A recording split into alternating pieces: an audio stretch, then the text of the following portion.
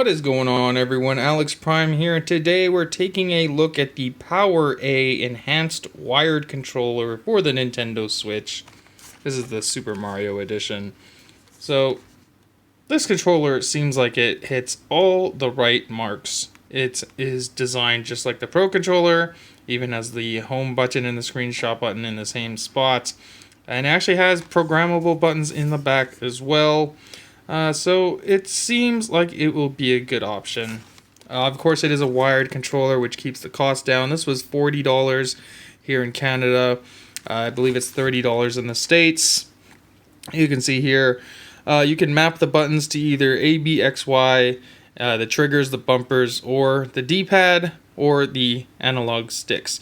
I was hoping you could program it to be the screenshot button, but that does not seem to be an option. It comes with a headphone jack, which is nice, and a 10-foot USB cable, which is detachable, which is super nice. So let's go ahead and open this up. Actually, is there anything else on the side here? Nothing. All right, so let's go ahead and open this up so you guys can see how it is. I'll be right back. Okay, and we're back. So this is what comes in the box. We have your little manual, which the only really useful thing in here would be how to program the buttons, so maybe you want to read through that. Here is the cable. It is 10 feet. It is USB, of course, which will plug into the Switch dock. Let's see what the other end looks like. It is micro USB. Unfortunately, this is not Type-C, which is a bit of a letdown. For this price point, you think you would get a Type-C cable, but at least they provide the cable to you, and it's 10 feet long, so distance should not be an issue. So let's go put that away. So here's a controller. First things first, this controller is super light. Like, holy cow, it feels like this controller is empty. That is because it is missing some key features. There is no rumble, there is no NFC, and there is no gyro control. So this is a very basic controller. A well-made controller, and ergonomically it's fantastic, and the buttons are very good, but you are missing a lot of features. This is a very basic controller, so if you don't care about things like rumble or NFC for the amiibo support or gyro controls, then this can be an excellent option for you. But if you do want those features, you will have to spring for a little bit more money to look for another controller. So as far as buttons go, let's go ahead and go through these. So we have, these feel fine, no stickiness whatsoever.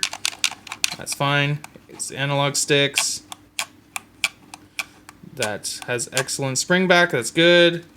Easy motion, no kind of hitching anywhere, that's fine. It does have a nice grippy material, and it is kind of concave there, so you will be able to rest your thumb on the analog stick. Now these buttons up here feel good, nice and clicky. Won't have any issue pressing those. Now let's press the D-pad, which is notoriously the downside of some of these third-party controllers. But we know that the Nintendo Switch Pro controller D-pad actually isn't very good either. This one, it's okay. It's nothing special. I would put it on par with the Switch Pro controller. There are better controllers out there if you're specifically looking for a D-pad, but this one would not be terrible. It's just not like top of the class kind of thing. This feels fine. The clicking is fine. Now we have the buttons on the top, bumpers, triggers. That feels fine. Let's make sure the other side's fine too. That's fine. And of course the triggers are digital for the Nintendo Switch, so there's none of the No real issue of how far you have to pull the trigger down, because it's all the same resistance anyways. There's your headphone jack. Here's the back of the controller. Here are the two programmable buttons. And this button in the middle is what you actually hold down to program these two buttons. So the nice thing about this is it will rest right here where your middle finger is while you're playing. So it's definitely easy to press while you're playing. Don't have to worry about that. I am really surprised at how light this controller is. I just have to mention that again, guys. It feels it feels like nothing. It's crazy.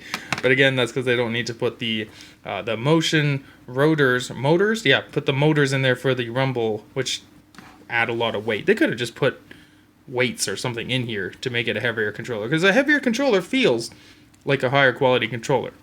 But that being said, build quality is fine. There's no creaking.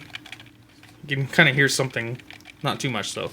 And if I can't really move it with two hands because I'm holding the camera, but everything feels fine. I don't really feel any low quality here.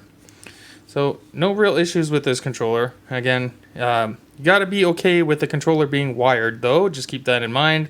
Again, it does come with the micro USB cable for your 10-foot cable. So this seems like a good option. I do like the button quality. I like that the home button and screenshot button are in the same placement as the Nintendo Switch Pro controller, because a lot of them have them reversed for some reason. I don't know why they do that. I think this is the better way to have it. And the sticks feel good, triggers feel good, bumpers feel good. They got the important stuff down packed. All the buttons feel good, build quality feels fine. The plastic, it's cheap plastic, nothing special, but it doesn't feel bad. And I don't think it will like get fingerprints. Maybe up here because this is the shiny plastic, but the rest of the plastic is all matte, so you shouldn't have to worry about that. But there you go, Power A enhanced Pro controller for the Nintendo Switch. Only things that I wish they had changed was use a higher quality plastic here. I'll give you an example. I bought this recently. This is also from Power A. This one uses a soft touch plastic, which feels a lot better. This one is the Spectre controller for Xbox. It does cost a little bit more, but the weight difference is unbelievable. This feels 3 times as heavy as this controller, so it's really throwing me off because they're from the same company, Power A. So I was expecting this controller to feel heavy as well. But aside from that, buttons feel fine. Everything else feels fine, looks fine, build quality's fine. It's a good controller. And here the Pro controller from Nintendo is $90. This is $40. That is a significant difference. You could buy 2 of these and still save $10 compared to a Nintendo Switch Pro controller in Canada. That is crazy, as long as you're fine with a wired controller. There you go, guys. I'm going to go play some games now. If you have any questions about this controller, let me know in the comment section below. I will try to answer them. I am Alex Prime, and I hope you had a great time. Bye.